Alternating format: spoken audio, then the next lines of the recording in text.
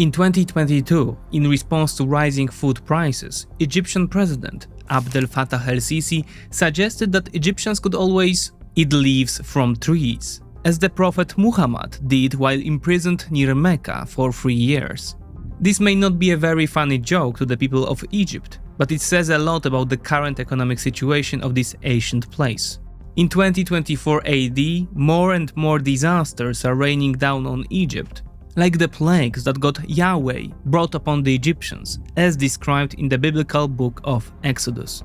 This time, however, it is not a plague of cattle, locusts, or the turning of the Nile's water into blood, but a series of very unfavorable geopolitical, economic, and social phenomena that are turning Egypt into a bomb with a smoldering fuse.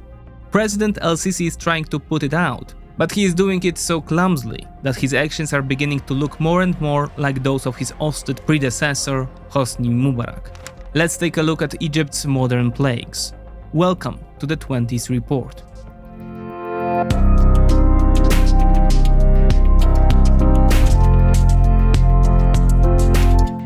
Consider leaving a like if you enjoyed the video to aid the algorithm. While everything is rapidly changing in the world when it comes to the nuclear proliferation, AI and tech has been having its own developments. We recently came across InVideo AI, a magical AI video creator that can turn any idea into a video in your own voice just using a simple text prompt. It's like ChatGPT but for video creation. All you need to start with is a prompt. InVideo AI will write an engaging script for you, add a human-sounding voiceover to it, and find all the relevant stock media, add captions and transitions. The story of nuclear weapons begins in the 1940s, amidst the turmoil of World War II. In order to make changes to the video, you can use the edit command box and give text-based commands to make edits to your video. In this era of uncertainty, the world was introduced to a new kind of power. Another interesting feature is creating videos with your own voice using simple text prompts, eliminating the need for editing or recording anything. With just a prompt, unlock the power to visualize your ideas, your analysis, and your message. If you want to test InVideo AI first, you can create 4 videos completely for free, with a watermark. However, if you are satisfied with the results, upgrade your plan to gain access to millions of royalty-free stock footage clips and remove the watermark at just $20 a month. Try it out yourself now.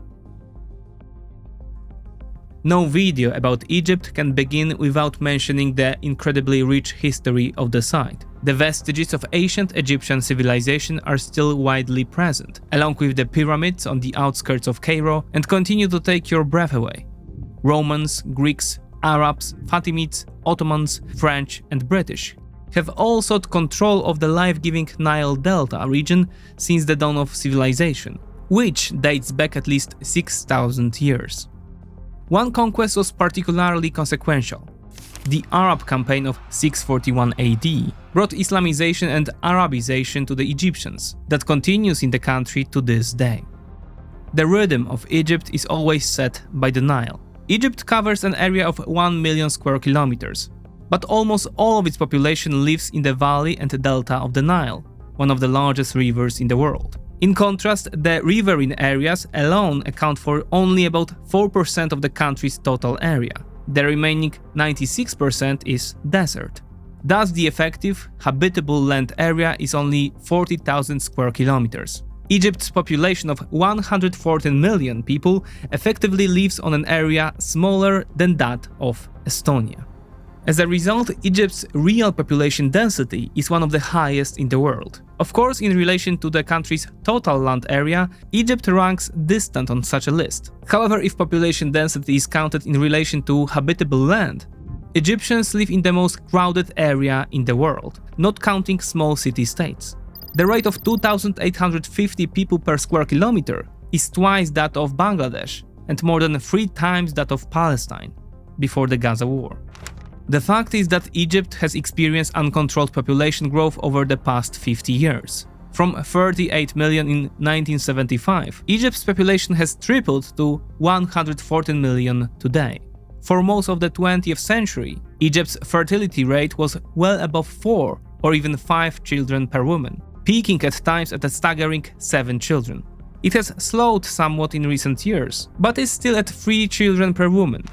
It means that Egypt's population continues to grow. If this rate is maintained, Egypt will have a population of 150 million in another 25 years. While such a fertility rate is the dream of many developed countries, which emulate all attempts to improve demographics, it is a big problem for countries with the profile of Egypt or Nigeria. Everyone wants to live in dignity, have basic living conditions met, like a good job, education, healthcare, and a future for themselves and their children. Meanwhile, with the country's potential limited physically by geography and economically by the authoritarian regime and international conditions, the situation for Egypt and Egyptians is starting to look pretty bad. And just as President el-Sisi invoked the Prophet Muhammad in describing the difficult economic situation, one might as well invoke the biblical Egyptian plagues, described in the book of Exodus, in the context of Egypt's current situation. When Russian tanks rolled into Ukraine on February 24, 2022, not only the Ukrainians or Europe in general was shocked. A cold sweat surely broke over the face of the men watching these events from more than 2,000 kilometers away. An Egyptian official in charge of importing wheat into the country. When the war broke out, up to 70% of wheat imports, a strategic commodity for Egyptian society, came from Russia and Ukraine, countries now at war. And it should be remembered that Egypt is the world's largest importer of this grain. Immediately after the outbreak of the war, the price of wheat skyrocketed on world markets, increasing by up to 60%. For a country that has to feed a population of more than 100 million people, with more than half of its needs met by imports, and whose cuisine is based on bread, called aish baladi, this was very bad news. In an era of abundance, some may not realize it, but something as mundane as bread has all the qualities to be called a strategic commodity, especially in a country like Egypt. Aish baladi is a very important part of Egyptian cuisine, and more broadly, culture, and thus the economy. The amount of flour needed to produce this bread and other wheat products for a population of 114 million is so large that it makes Egypt the world's largest importer of wheat. As a result, the price of aish baladi is a matter of national security. It should be not surprising, therefore, that aish baladi is subsidized. Up to 70% of Egyptians rely on subsidized bread and have done so for decades. When President Anwar al-Sadat tried to abolish the subsidized price of bread in 1977, it ended in protests, later dubbed the bread riots. Some analysts also point to the bread aspect in the context of the outbreak of the Arab Spring in 2011. While the authorities, mindful of the potential consequences of raising the price of bread, ensured that it remained stable, they failed to see through the logistics of the subsidy program. The inefficiency of the system led to queues at bakeries, which angered the public and was one aspect of the growing discontent, which ultimately led to the removal of Hosni Mubarak from office. For these reasons, says Almah Arfuli of the Arab Center, the Egyptian social contract is closely tied to the price of bread, and more broadly to the price and availability of all the basic necessities of life. Meanwhile, prices in Egypt are rising at the highest rate since measurements began. Inflation reached 40% in September 2023 and has now dropped only slightly to 32.5%. The inflation rate looks even worse if we look only at food prices. These reached 45% in March 2024. There is little comfort in the fact that a few months earlier it even exceeded 70%. Egypt's social contract is therefore in tatters, and this threatens a new phase of instability in the country. But it is only the beginning of the problems for a country plagued by a myriad of other disasters. The plague, literally, was the COVID-19 pandemic, which stopped all human traffic in the world. For a country like Egypt, which depends on tourism for even 50% of its income, it was a massive blow. The number of tourists dropped almost fourfold, from more than 13 million in 2019 to 3.5 million in 2020. As a result, the sector's revenues suddenly dropped by 70%. Fortunately for the country, as soon as the coronavirus pandemic was over, Egyptian tourism revived, so much so that it returned to its pre-coronavirus levels, reaching an all-time high of nearly 15 million visitors last year. The result would have been even more impressive had it not been for the events that began on October 7th in Israel and the Gaza Strip, which border Egypt's Sinai Peninsula. The war abroad has not affected Egypt's tourism sector as drastically as COVID, but the regional turmoil is clearly having an impact on tourists' sentiments and decisions. Egypt faces stagnation, or more likely, decline in tourism by 2024. According to S&P Global Ratings, Egypt's tourism revenues will decline by 10 to 30% compared to last year. That's a problem because the government's official plans call for doubling the number of tourists by 2028 and for the sector to grow by 20% annually. The regional unrest not only translates into losses in tourism, but also the plight of another pillar of Egypt's economy, the Suez Canal. Built during British rule, the canal is a major source of revenue for the Egyptian economy. Suez is one of the world's most tangible examples of how geographic location can be turned into financial gain. The problem is that the war in Gaza, but especially the war in Yemen, is directly affecting the Suez Canal. The Egyptian president said in February that the tensions in the Red Sea have contributed to a 40 to 50% drop in profits from the Suez Canal. So we are talking about $5 billion, since Suez generates $10 billion in revenue each year. Even more recent figures from April say that the traffic through the canal is down 66% compared to April 2023. Worse still, the regional unrest is not just emanating from the eastern Red Sea. Egypt has a major problem with another emerging regional power, also large in population, Ethiopia. In this case, too, it is a body of water that is the source of the problem, but not a canal or a sea, but a river, the Nile.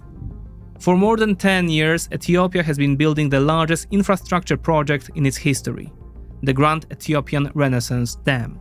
The problem is that while the new sources of electricity are essential for the growing population of Ethiopians, who even outnumber Egyptians, reaching now 130 million, on the other hand, they pose a potentially deadly threat to Egyptians living downstream. Egypt relies on the Nile's fresh water for up to 90% of its needs, not only for consumption but also for agriculture and industry. Meanwhile, the Blue Nile, on which the Ethiopian dam is placed, feeds up to 85% of the main riverbed. Cairo fears that the dam will disrupt the natural river system and cause heavy losses, especially during the dry season. Despite more than 10 years of dispute, the issue has not been resolved in a diplomatic forum. During this time, Ethiopia has almost completed the construction of the dam and finished filling the reservoir, which Egypt has called an illegal action. Despite the resumption of negotiations, they continue to produce no results. As a result, Egypt's control over one of the country's most important resources has been curtailed, and in times of drought, the specter of a lack of fresh water for much of industry and agriculture will stare Egyptians in the face. But Egypt's problems, again, do not end there. 2018 was a pivotal moment for Egypt's mining sector. It was the year that Egypt went from being a gas importer to a net exporter. This was thanks to the start of gas production from the Zohr offshore field. According to Italian oil giant Eni, which has a 50% stake in the project, it is the largest field discovered on the Mediterranean shelf. Production and therefore exports grew steadily, peaking in 2022, when Egypt exported 8 million tons of LNG. But after that there was a drastic drop of 50% in 2023, and now it has come to the point where Egypt has completely stopped LNG exports since May. Again, regional instability is to blame. Quote, "Many ship owners have been navigating alternate routes, such as taking the longer voyages around the Cape of Good Hope. As a result, Egyptian exports have taken a hit," S&P Global analysts write. In addition, after the start of the Hamas war, Israel temporarily halted production from the Tamar field, from which gas was later sent to Egyptian liquefaction facilities and then re-exported. Yet most of the problems are at the Zohr field itself, where the operator is unable to deal with leaks in the system that allow water to enter.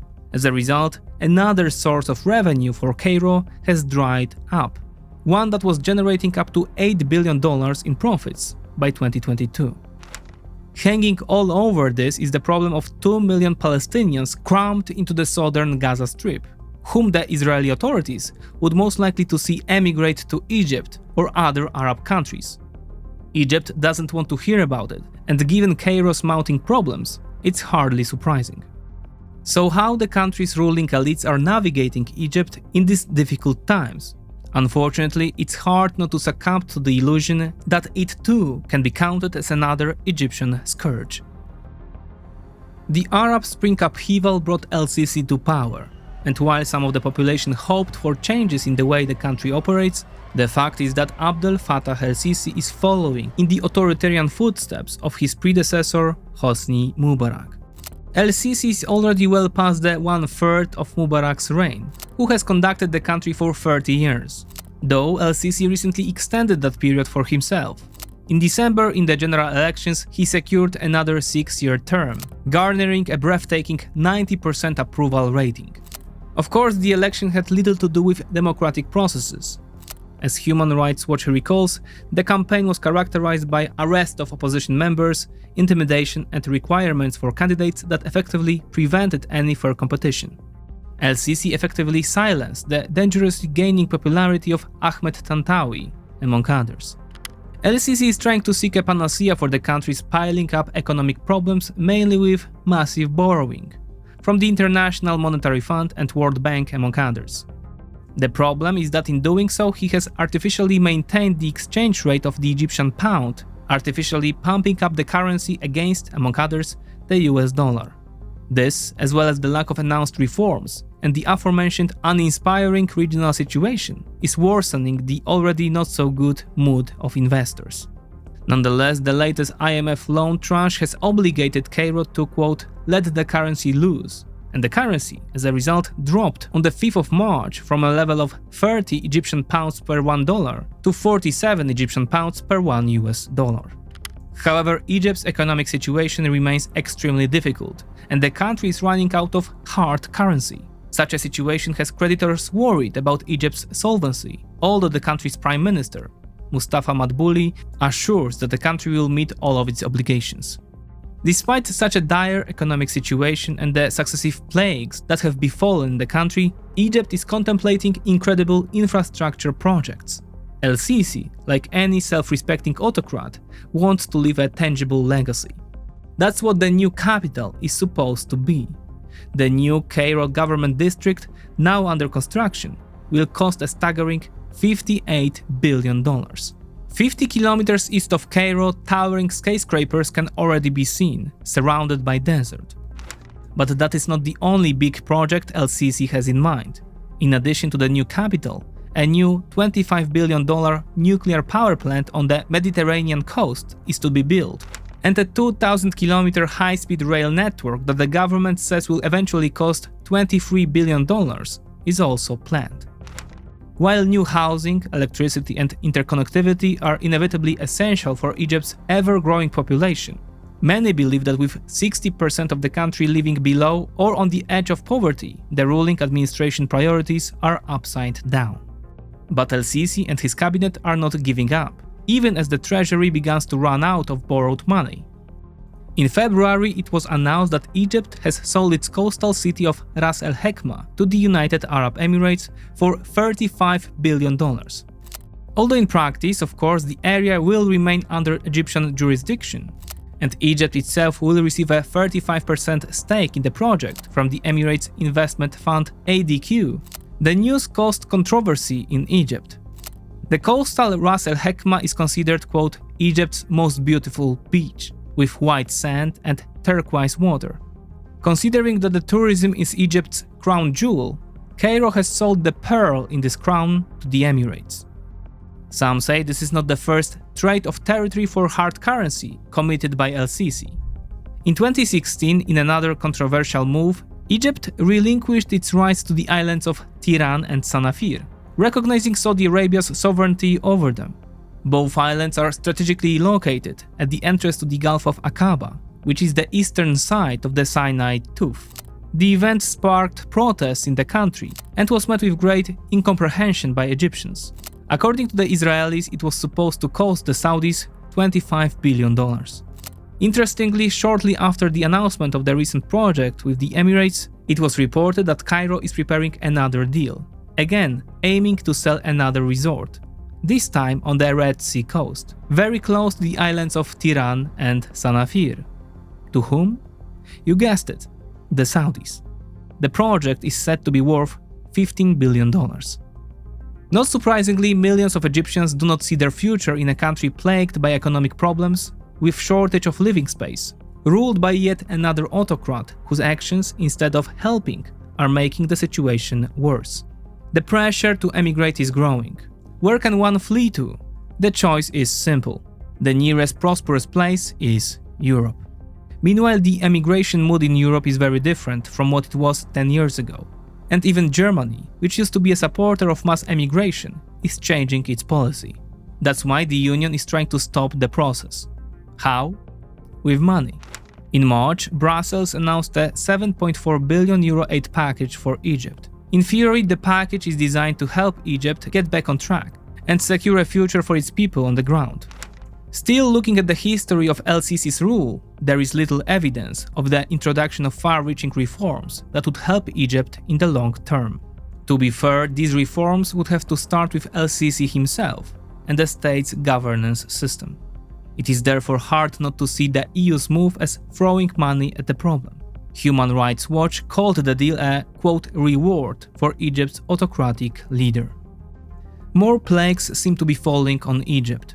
Perhaps the biggest one of all is building new offices for itself in the new government district that is being commissioned. Ultimately, however, the victims of the plagues are the Egyptians themselves, whose population grows by nearly 2 million a year.